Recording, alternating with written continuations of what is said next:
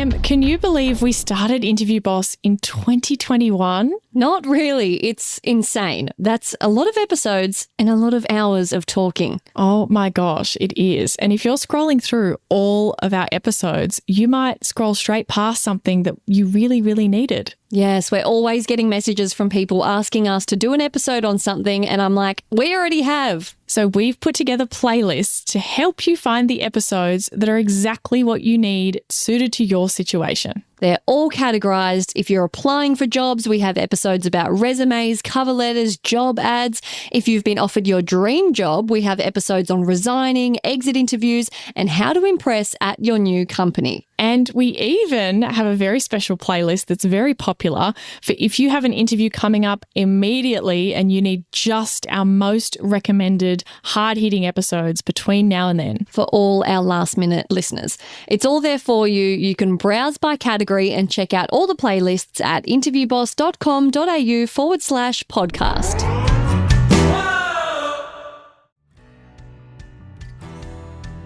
I think it's a really cool way to go, okay, instead of quitting my job and traveling for 6 months, what about just moving there for 2 years? Like, I think it's a cool way to kind of have your career and your travel at the same time.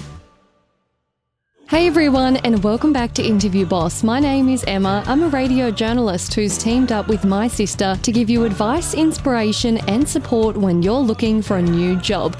Sarah is a HR and recruitment professional, and together we're excited to give you all the tips, tricks, and behind-the-scenes knowledge to help you in your career.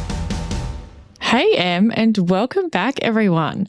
Who are we giving an Interview Boss Shoot Your Shot shout out to this week? To Lewis. Lewis shouted us 5 coffees and sent us this message. Hi, Emma and Sarah. I wanted to say thank you for all your help. Listening to the podcast has changed my outlook on the job search and has given me the motivation to get through a tough period in my career. I came across your podcast while I was interviewing for a new role in a small tech startup. After listening to most of your episodes, I nailed the interview and was offered what I thought would be my dream job. Oh, I feel a twist coming. I know. However, things didn't turn out how I expected, and I ended up in a very toxic environment, which was starting to affect my health. After 6 months of working there, I started listening to the podcast again on my commute, which gave me the confidence in myself to resign with no job lined up. I love that because that is not something people often take out of our advice, but we do endorse that in extreme circumstances. And we've given permission before. We've been like, you have our permission. You got to get out of there. So I love that. After a bit of stressing and panic, I love that. Yeah. If you're going to be calm, you've got to schedule in some panicking time and then be like, right. You do. You have to be like, hey, I'm confident, I'm resigning, but I did still stress and panic. I did still rock in the corner for 10 minutes. Yeah. After a bit of stressing and panic, I ended up with interviews for 2 companies. Listening to the podcast on the way to the interview makes me feel like I have a support team backing me. I went into the interview confident and explained honestly why I left my previous role and what I was looking for in my career. I couldn't believe it when I was offered both positions within 2 weeks of resigning from my previous job. Wow. After careful consideration, I went with the company and project that aligned more closely with my personal values.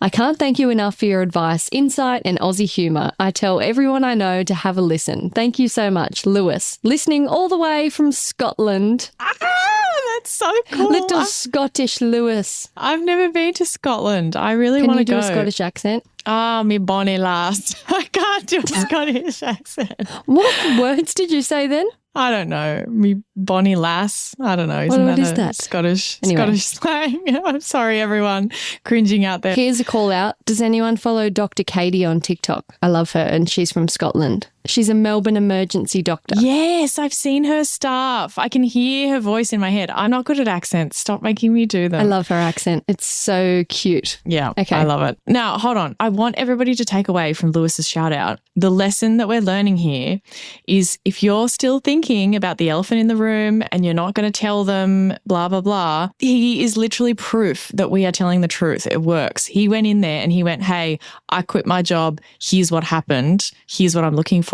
2 job offers. Incredible. Within 2 weeks, like just because he quit with nowhere to go doesn't mean that stopped him. Side note, US listeners, I'm coming to Vegas.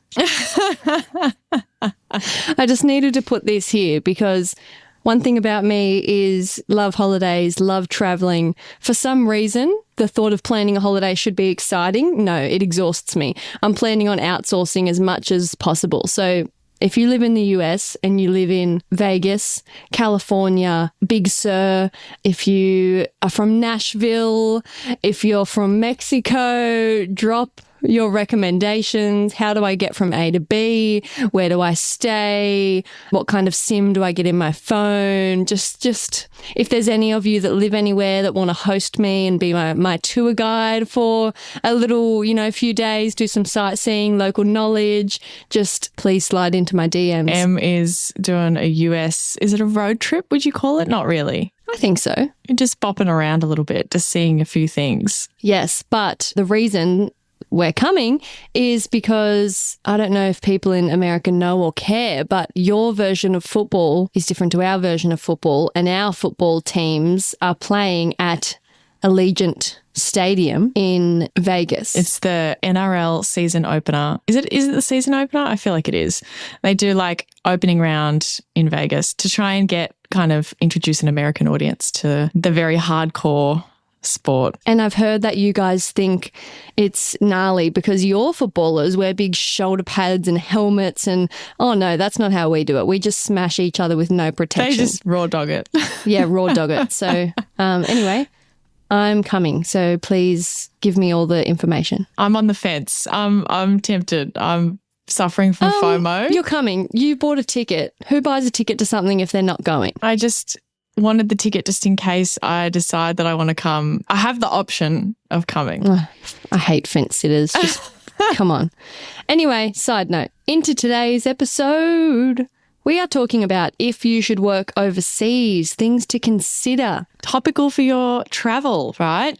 So we have an episode already on applying for a job in a new city. It's called Moving to a New City, Here's How to Land a Great Job. But that's a bit more like, hey, I'm moving. How do I get a job when I'm moving? Does that make sense? Like I've already decided on moving. This episode is a little bit more about like, should you work internationally? Like, should you be an expat for a little bit? Like, is that a good move for your career? What should you think about? It's just going to be a bit of inspiration for people who might have this on their mind, or maybe you've never considered it before. And maybe this episode will plant that seed a little bit. I think there's also the camp of people who often want to travel, but also really care about their career and feel pulled in two different ways. So maybe this is the right middle ground and it's a way that you can still travel and see the world. This is really popular with London. I feel like everyone moves to London to get a job, to work in a cool job so they can jet off to Europe and do a bit of traveling on the weekends. Yeah, exactly. Aussies love going to London. So I looked up, I was like, where are people normally moving when they're like being an expat, a professional expat? So there's a recent report from BCG, Boston Consulting Group, based on a survey of 150,000 people across 188 countries. And Australia was actually top of the list, which is kind of cool, guys. Like maybe be a professional expat in Australia.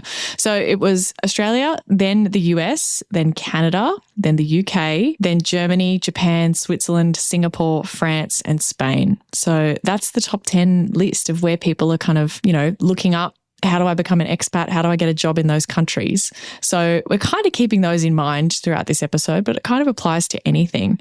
I think it's a really cool way to go, okay, instead of quitting my job and traveling for 6 months, what about just moving there for 2 years? Like, I think it's a cool way to kind of have your career and your travel at the same time, get a bit of life experience. It doesn't have to be permanently.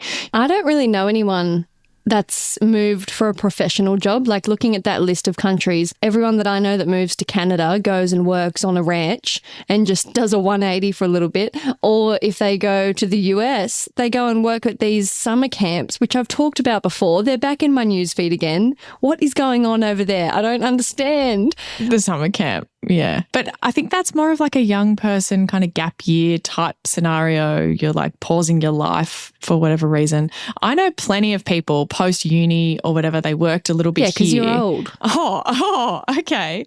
I know plenty of people like post uni, they got a little bit of professional experience in Australia and then they went, okay, I'm going to move to London. I'm going to move to New York, those kinds of things. And I think what tends to be the case, and maybe this is where we see this a little bit, I've found that people who live in Sydney or work in Sydney, you're not going to move somewhere else in Australia. You could move to Melbourne, I guess, but like it's kind of the same thing except a different like location. You're not going to move to Brisbane, you're not going to move to Perth because Sydney's already bigger and you're likely to have less career opportunities. So from Sydney, your choices are kind of overseas, right? And so I think that's maybe where we see that a bit. I see less people doing this kind of stuff if they already live in a smaller city in Australia. It tends to be like, oh, if I want to move, then it's going to be overseas. It's not going to be anywhere locally. So couple of things to think about. They're not in any particular order, but I just think this is some stuff if you're like, hey, this could work for my career or this is something I want to do. What do we need to think about? What's the first one? Definitely qualifications. Is there anything that needs a transfer? You might be a doctor in Australia, but you need to do a bridging course to get up to speed on the situation in Canada with slightly different guidelines. Is what you do recognised over there in the same capacity? That's first. Yeah. I've seen people do that with like being a paramedic. Like I think that transfers between different countries. Okay. I've seen teachers come like both ways, like to Australia and then from Australia as well, from different countries. And normally there's like a paperwork process. And if you're registered at home, you can normally like submit all your paperwork and submit that to be registered in the other country as well. But look at this early on. Like, what do these countries offer for your kind of work? Like for me, for example, working in HR, I might have to look at, well, I'm not going to understand the employment laws in that country. Is a job going to require me to do that? Or could I work in an area where I didn't have to worry about employment laws? Or is there like a quick thing that I could get up to speed on? Honestly, anywhere is going to be less complicated than Australia. So we're in a good position from that perspective. It's always going to be less to get your head around. I think it'd be harder coming the other way, but it's definitely possible. And you kind of just want to look at what types of jobs are available. Is this industry really valued? Is it in demand? What's the sitch? Like, do you know what radio jobs or news jobs are like internationally? I have no idea, but I would think it would be similar, bar brushing up on defamation law. Yeah. What about your accent? How would that work? They'd probably love it. Like, could you just have an Australian accent, like on to read the news in a different country? Would that be a thing? I don't know. Not sure. Funny considerations. Interview Academy might be the perfect thing you're looking for. Interview Academy is a course Sarah has been working on after delivering hundreds of interview coaching sessions and getting incredible results. But unfortunately, I'm only one gal living in an Aussie time zone who works a day job, and all of that mean I can't help everyone one-on-one, which drove me crazy. So for over a year, Sarah's been working on turning all of those amazing lessons into an on-demand, step-by-step interview prep course. We hold your hand through the entire thing, and you can do it at home in your own time and get instant access right now. Check it out at interviewboss.com.au/interview-academy. The link is in the show notes. Next thing is visa situation. Obviously, you need to look into this. Can you get an automatic visa yourself? A lot of countries will allow you to do that if you're under a certain age. Sometimes you can just do a working holiday visa and you kind of just do that on your own, so you don't have to rely on a company. That's going to be the best way for sure. That's elite. Yeah, because you can just turn up and then get a job once you're already there. Or do you actually need to land a job and be sponsored? And so maybe you go on a tourist visa and you start looking and applying and meeting people. There's a story I remember hearing from like a friend of a friend who landed in New York and was determined to land a job there so she didn't have to go home.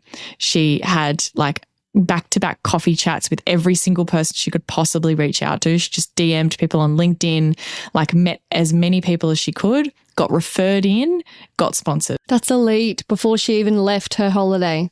Yeah, exactly. And was like, I'm not leaving without a job offer and a sponsorship to be here, which is just, yeah, you can do it. It can absolutely be done, but you need to know what is the visa that you're going to be asking for, how does it work, how long is it for, you need to kind of go into companies being like, hey, I'm looking to be on this visa, as opposed to being like, hey, how can I stay? Like, you want to be the one who knows. And in Australia and probably other countries as well, the visas that you are entitled to might actually change depending on the job you do. So check out the skills shortage lists, hot tip, to see what's on there. I know nurses from Ireland are everywhere in Sydney at the moment. I don't know, that must be so easy to get here. There's no Irish girls left in Ireland at the moment. I think so. We go through waves, I think, in Sydney of having like English people and then just other countries. And at the moment, it's Irish. Like every second person is like, oh yeah, I'm on an Irish working holiday visa. I don't know what it is. There's just trends. I think people tell their friends and they all see them posting and they all just, turn up to Australia.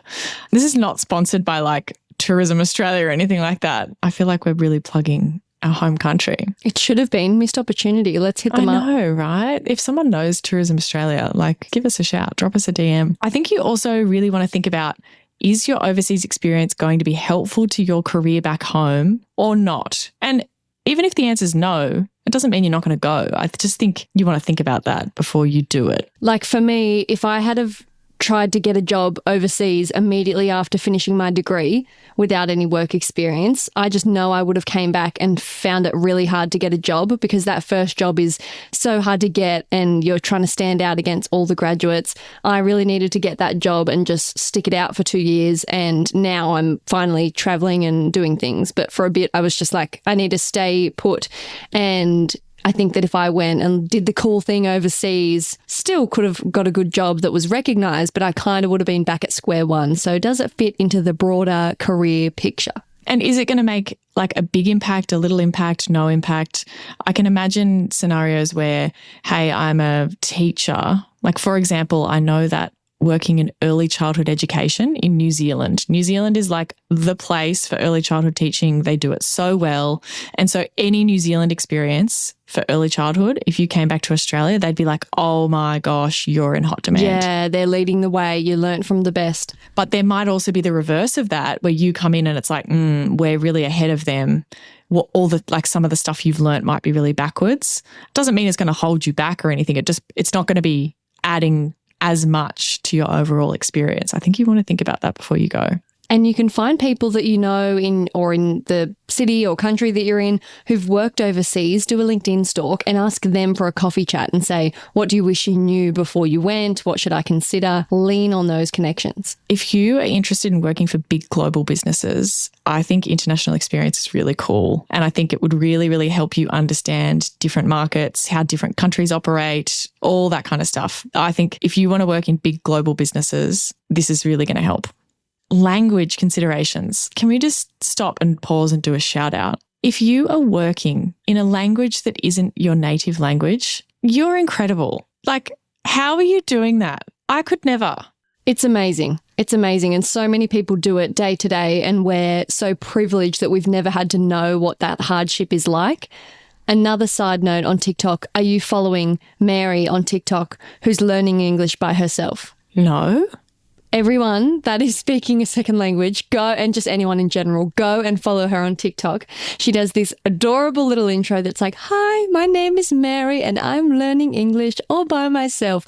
And she moved to the US and didn't speak English, and she's learning for her sons because they can speak English because they've learnt at school, and she wants to be able to communicate with other parents at play dates, and it's just so wholesome. And she's learning live on TikTok, and people in the comments help her and correct her, and she calls us her teachers, and she's amazing. Watching her from the start in just 2 weeks, my mind is blown. She's one of the most amazing people I've ever seen. And that's what anyone who's learning a second language is doing on the daily. I find languages and it's one thing to be able to speak it to deal with daily life. It's another thing to be writing an email or writing a work thing in another language. Or for interviews. Yes. It's really hard. Because interviews are a whole different ball game. That's your most weird, professional, corporate, that's a next level of English compared to just colloquial day-to-day, getting by. I want to do a whole episode on that. Hit us up if you'd be interested in that episode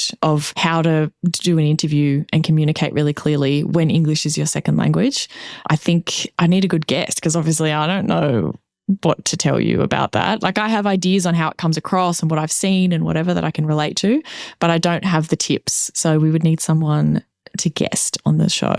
But hit us up if you know someone, if you follow someone, let us know. We'll do an episode about that. But it could be really hard to overcome those things if you, like, let's say I wanted to go and get a job in France and work in HR. I would have to learn French. That would be incredibly, incredibly difficult. So, you just got to factor that in when you're thinking about the move. And maybe you want to go and practice first, do a course, make sure that you're kind of using that in a professional capacity first. Now, salaries. What about salaries? Ooh, well, these obviously vary a lot in how highly paid certain careers are. So make sure it translates. You don't want to be getting paid 100K in your current job, but overseas that job's only 50K and then you can't afford to do it. So a hot tip is to see if you can find a salary guide that contains your job type in the country that you're considering.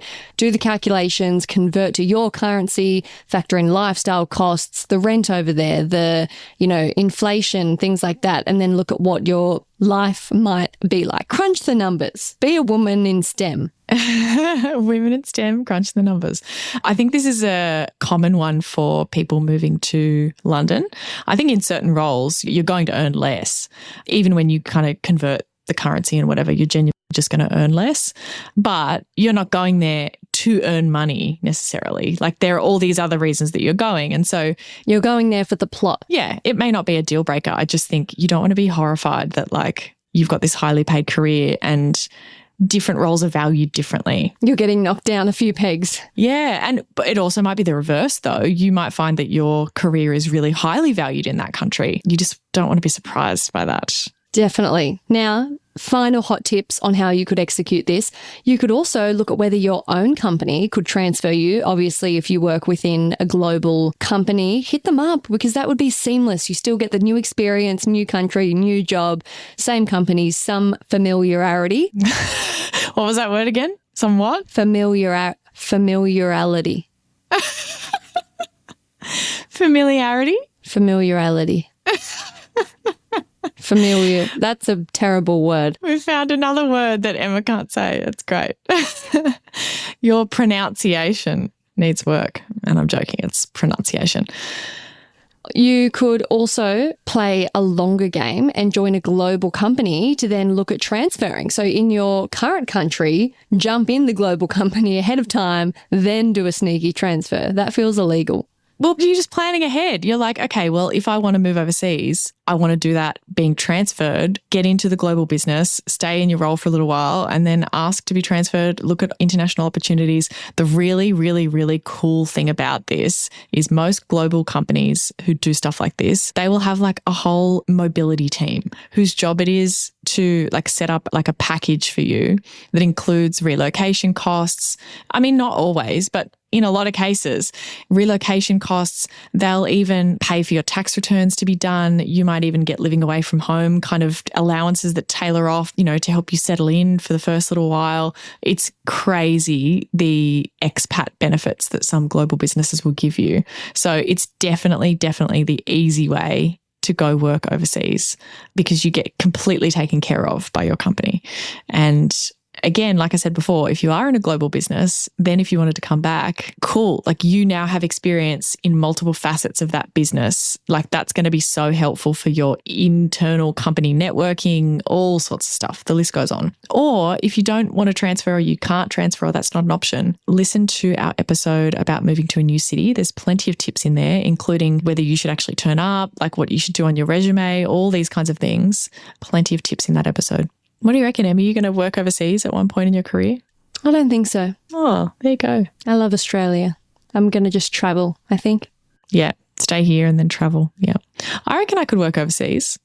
Will it happen? I'm not sure. But for a little while back there, I was like, yep, I'm going to do that. HR is definitely a global kind of career. I think the thing is that I like working for smaller businesses. And so is that really going to be helpful to be in global? I don't know. But let us know out there if you're thinking about it. Anyway, if you're considering it, hit play on this episode before you book a flight. Yep. Thanks so much for listening to Interview Boss. If you like hearing the sound of our voices, follow us on Apple or Spotify or wherever you listen, or better yet, tell someone else about the show. That's how most of you found out about the show, by searching us up or a friend recommending it. That's how we can help even more people. We can hit the charts, we can get recognised, get better guests, on and on and on. And while you're looking at how to support us, why don't you check us out on Instagram at Interview Boss and chuck us a follow.